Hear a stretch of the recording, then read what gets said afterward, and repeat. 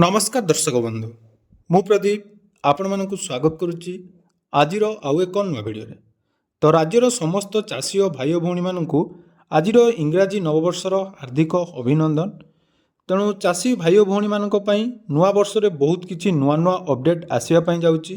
तो जदि आपण माने नुआ वर्ष बा 2026 रे राज्य सरकार तरफ मिलुथिबा विभिन्न प्रकार सहायता राशि एवं केंद्र सरकार तरफ मिलुथिबा विभिन्न सहायता राशि लाभ नवापाई चाहूँगी ताहले आपण मानकु नुआ वर्ष अवसर में बहुत किछि नुआ नुआ नियम विषय जानिबा निहाती आवश्यक।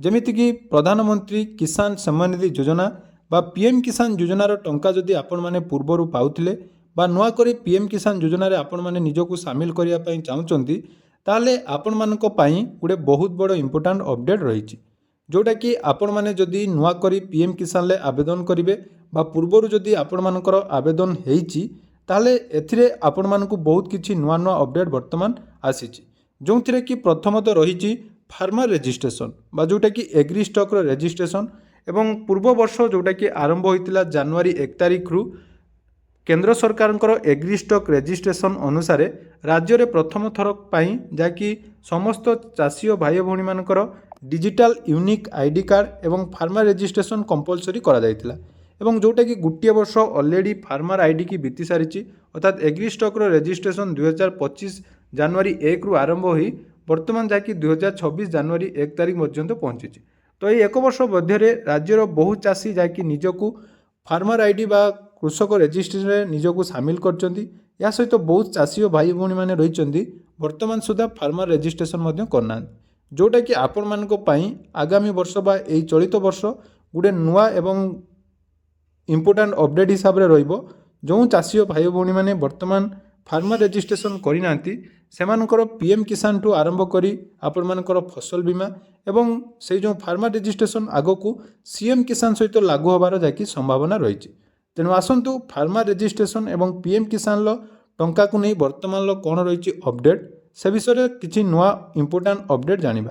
ता पूर्व जदि चैनल को प्रथम थर विजिट करछंती वीडियो को लाइक करेंगे, चैनल को सब्सक्राइब करने सहित पाखरे थिबा बेल आइकन को क्लिक करी ऑल ले सेट करदेवे। तो आपण मैंने जानिथिबे राज्य सरकार एवं केंद्र सरकार तरफ चाषी को जो सहायता राशि प्रदान करा जाउची जेमिति राज्य सरकार सीएम किसान योजना एवं केंद्र सरकार पीएम किसान योजना। तो जो पीएम किसान योजना जोटा कि आपण माने 2019 मसीहा ठारू आरंभ होईची एवं वर्तमान सुधा जदि आमे देखिबा पीएम किसान योजना रे टोटाल 21 इंस्टॉलमेंट टंका मिल सारी।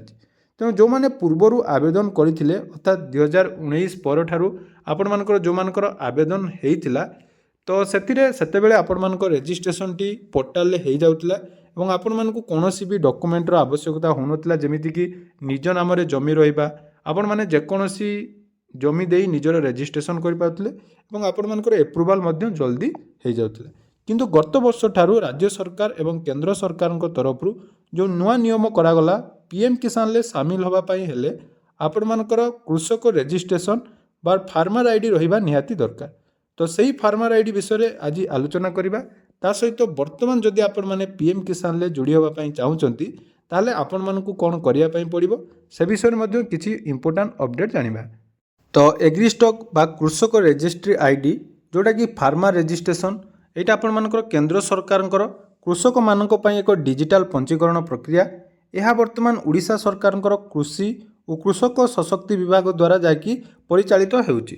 तेणु यही कृषक आईडी आपण मानक पई कोन पई करा जाय थाए सेटा मध्य जानिबा निहाती दरकार।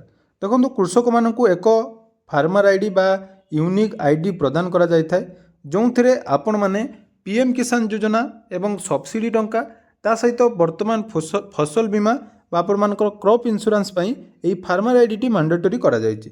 तेणु एथिरे आपण मानकर करिवार मुख्य उद्देश्य रहिछि जे जमीर रेकर्ड फसल विवरणी डिजिटल हो पारिबो जहा द्वारा कि विभिन्न प्रकार विवाद जोटा लागि रहिछि ता कमिबो एवं स्वच्छ आकार रे बा जो माने योग्य कृषक रहिचंती सेमानकु विभिन्न प्रकार सहायता प्रदान करा जिवो। तेणु जो कृषक रजिस्ट्री बा फार्मर रजिस्ट्री गत जनवरी 1 तारिख ठारू आरंभ होइतिला गत वर्ष सेथिरे आपण मानकर जो थिला बा सरकार तरफ जो पब्लिश होइतिला जो थिरे आपण माने निज निजर डिजिटल कृषि आपण मानक हिसाब रे କୃଷି ରେଜିଷ୍ଟ୍ରେସନ କରାଯିବ ଏବଂ ପଞ୍ଚାୟତ ସ୍ତରୀୟ କ୍ୟାମ୍ପ କରାଯିବାର ବ୍ୟବସ୍ଥା ମଧ୍ୟ କରାଯାଇଥିଲା।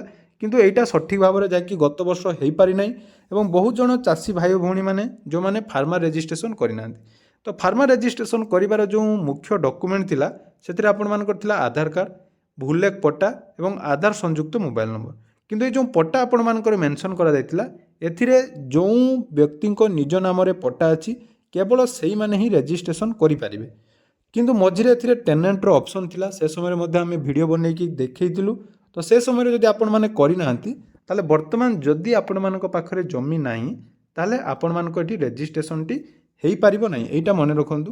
ଏବଂ ପୂର୍ବରୁ ମଧ୍ୟ ସରକାରଙ୍କ ତରଫରୁ କୁହାଯାଇଥିଲା ଯେ ଯେଉଁମାନଙ୍କର ରେଜିଷ୍ଟ୍ରେସନ ହୋଇପାରୁନାହିଁ ସେମାନେ ନିଜର ଯେଉଁ ମୃତ ବ୍ୟକ୍ତିଙ୍କର ମୃତ୍ୟୁ ପ୍ରମାଣପତ୍ର ଏବଂ ଲିଗାଲ ଲେୟାର ତା ସହିତ ରେକର୍ଡ଼ ସଂଶୋଧନ କଲା ପରେ ଯାଇ କୃଷକ ରେଜିଷ୍ଟ୍ରେସନ କରିବା ନିହାତି ଆବଶ୍ୟକ। କିନ୍ତୁ ବର୍ତ୍ତମାନ ସୁଦ୍ଧା ଯଦି ଆମେ ଦେଖିବା ଯେଉଁ ଏଗ୍ରିଷ୍ଟାକ୍ର ରେଜିଷ୍ଟ୍ରେସନ ବିଷୟରେ ଯଦି ଆମେ ଦେଖିବା ଆମର ଟୋଟାଲ ରହିଛନ୍ତି ପିଏମ୍ କିଷାନର ବେନିଫିସିଆରୀ ଯେଉଁଟାକି 45 ଲକ୍ଷରୁ ଉର୍ଦ୍ଧ୍ୱ ହିତାଧିକାରୀ ବର୍ତ୍ତମାନ ପିଏମ୍ କିଷାନ ଆମ ଓଡ଼ିଶାରେ ପାଉଛନ୍ତି। କିନ୍ତୁ ତା ମଧ୍ୟରୁ ବର୍ତ୍ତମାନ ସୁଦ୍ଧା ଯଦି ଆମେ ଦେଖିବା 30% ଲୋକ ଯେଉଁଟାକି 13,65,811 ଜଣଙ୍କର ଟୋଟାଲ ଯାଇକି ରେଜିଷ୍ଟ୍ରେସନ ହୋଇପାରିଛି। ତେଣୁ ପ୍ରତ୍ୟେକ ଡିଷ୍ଟ୍ରିକ୍ଟରେ ଯଦି ଆମେ ଦେଖିବା ମ୍ୟାକ୍ସିମମ୍ ଲୋକ ଏହା ପାଇଁ ରେଜିଷ୍ଟ୍ରେସନ କରିପାରିନାହାନ୍ତି।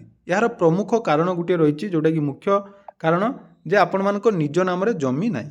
ତ ଯଦି ନିଜ ନାମରେ ଜମି ନାହିଁ ଆପଣମାନେ ଫାର୍ମର ରେଜିଷ୍ଟ୍ରେସନ କରୁନାହାନ୍ତି ତାହେଲେ ମନେ ରଖନ୍ତୁ ଆପଣମାନଙ୍କର ଯେଉଁ ନୂଆ ଫାର୍ମର ରେଜିଷ୍ଟ୍ରେସନ ଯଦି ନ ହେଉଛି ତାହେଲେ ଫେବୃଆରୀରେ ଯେଉଁ ଆପଣମାନଙ୍କୁ ପିଏମ୍ କିଷାନ ଯୋଜନାର ଟଙ୍କା ମିଳିବା ପାଇଁ ଯାଉଛି ହୁଏତ ସେଥିରୁ ଆପଣମାନେ ବଞ୍ଚିତ ହୋଇପାରନ୍ତି। ଏମିତି ମଧ୍ୟ ବହୁତ ଜଣଙ୍କର ହେଇଛି। ପୂର୍ବ 21ତମ ଇନଷ୍ଟଲମେଣ୍ଟରେ ମଧ୍ୟ ବହୁତ ଚାଷୀ ଯାହାକି ପିଏମ୍ କିଷାନରୁ ପାଇବା ପାଇଁ ବଞ୍ଚିତ ହେଇଛନ୍ତି।